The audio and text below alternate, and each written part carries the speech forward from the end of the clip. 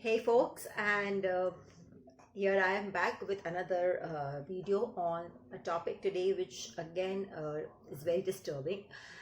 This topic is not categorized into the mental health disorders so far, but there is an increase in number of cases seen each year, even in India. But in India, we usually are in the cloak of hypocrisy, right? So हमने वो शराफत की चादर ओढ़ के हम बैठे हैं. So we have not discussed this topic openly as yet, but it has its effects and it has been increasing in the due course. So there are people who have given reports that in 2003 and 2013 and 15, where there were like 3 to 5 cases a month, it is increased eventually to 12, 15 next year, and so on. It's increasing, and I'm very sure in this pandemic, because people were homebound, there were no activities or less of activities. A lot of people have gone into this particular thing that we are going to talk about, and we are going to be talking about sexual addiction. Now, how do we identify that this is a sexual addiction? So not essentially that sexual addiction means every time the person is indulged into the proper sex.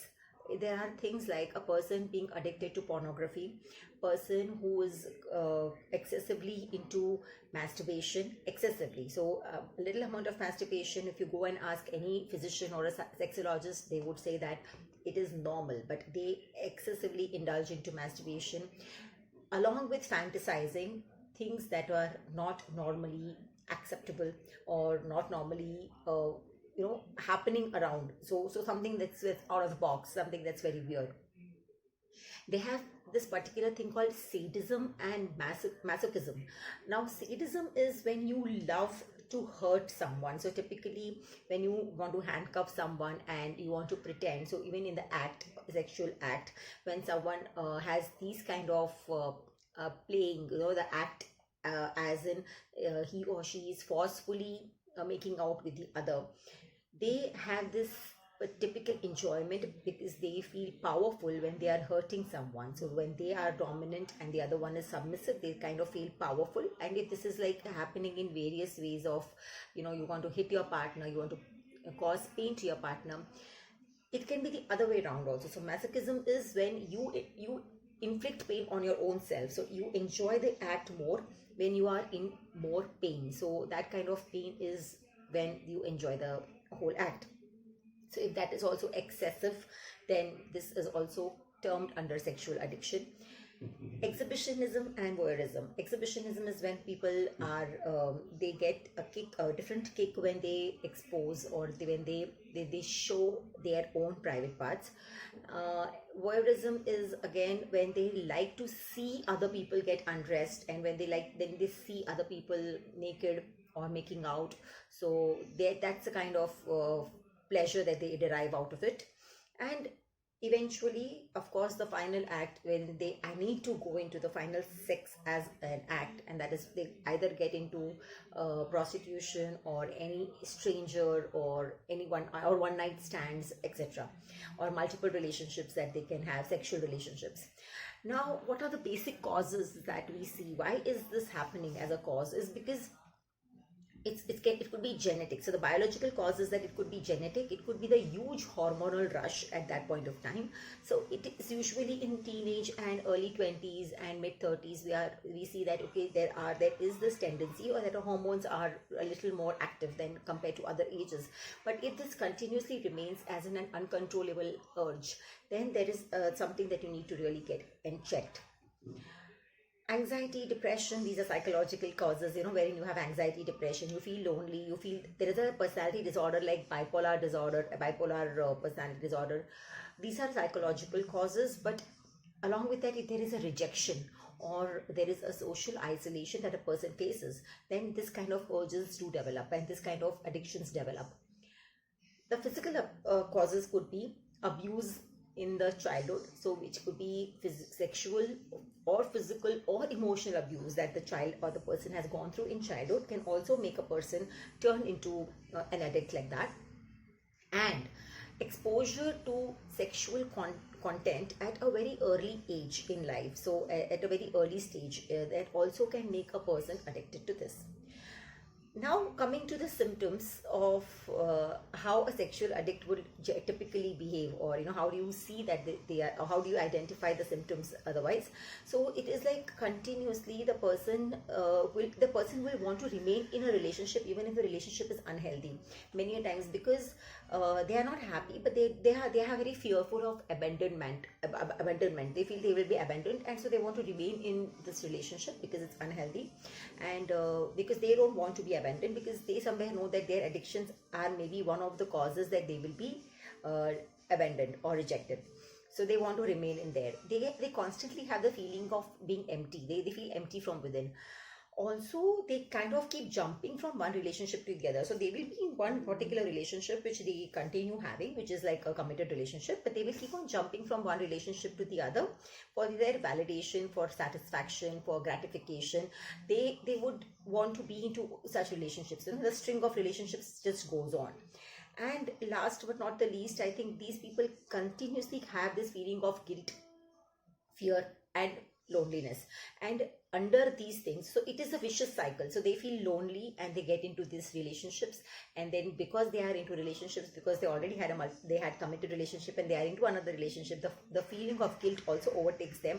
So, and then the fear of being abandoned because of all the things that they have done. So it's a vicious cycle that keeps them into this modality all the time. So it is like it doesn't let them get out of it. Now, and also these people can be diagnosed with venereal diseases. Venereal diseases are usually those which are transmitted sexually.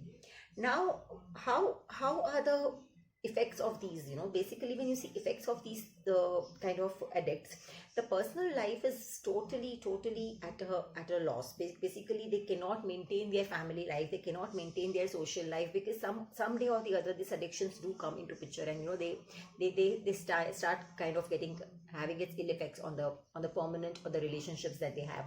Their social life is in a mess, and they don't like family engagements. Then there is this the concentration is an issue, because all the time in their head they can only think of sex. So the concentration goes from bad to worse. So here a person who's highly intelligent will not face that much of a trouble, but will not achieve up to his or her potential, because the person with that ability could have done like great things, but is somewhere at a mediocre level because of this addiction. And people who are mediocre intellectually are absolutely not doing anything in their life, because they are just consumed by this addiction totally. And then we see a lot of sexually transmitted diseases which they have, and feelings of shame that they are captured with all the time. There is this continuous a feeling of inadequacy that these people face, because they kind of feel distressed all the time, and along with that it could be a comorbid with anxiety, depression, and they have emotional dysregulation. So they cannot, at one point they get so dysregular, they cannot control their emotions, which probably they could at one point in time, because there is so much of mess and chaos in their heads already happening. They start behaving like, they start showing symptoms like obsessive compulsive disorder at times, because of this compulsive need to have sex or get into sexual acts. So this is I just wanted to acquaint you all with what sexual addiction is all about. Coming to the solution, because it is not diagnosed as a mental disorder so far, neither in American Psychiatry Association, neither in India, but the cases that are seen, and it is disturbing the routine lives and the social and emotional lives of a lot of people. And there are people who are getting awareness, and there are people who are coming for help, because they also realize that this is not happening, this is not right, this is not normal, and they are approaching people for help. So what I guess and what I feel is that if this needs to be helped, these are people with chronic issues, and there is this particular anonymous called Sexual Addict Anonymous, SAA. So this operates like Narcotics Anonymous or Alcoholic Anonymous, but it is not very active in India. But now, of course, they have their online meetings and sessions going on. So there are a lot of information available on this online. So people can do that. Also, for screening, for understanding whether you are a sexual addict or no, there are a lot of online tests. So this is a subject which is a little difficult for any person to grasp, to accept in the first place. So you might be in denial for a long time. You might not want to discuss this with anybody else because you don't want to create a bad image. But these are online tests. You can do these things to get yourself screened, and you can take appropriate help with this SAA and probably change your life for better. So don't think that getting into sexual act is normal activity. It's a physical need, it is an emotional need, it is a spiritual need. But if it is physically kept you so much trapped into it, and it is not letting you do the other tasks and other life jobs properly, or it is disturbing you mentally, there is something that needs to be done about it. Thank you so much. I hope you have liked the video. Kindly put up your questions and comments. I look forward to the same. Thank you.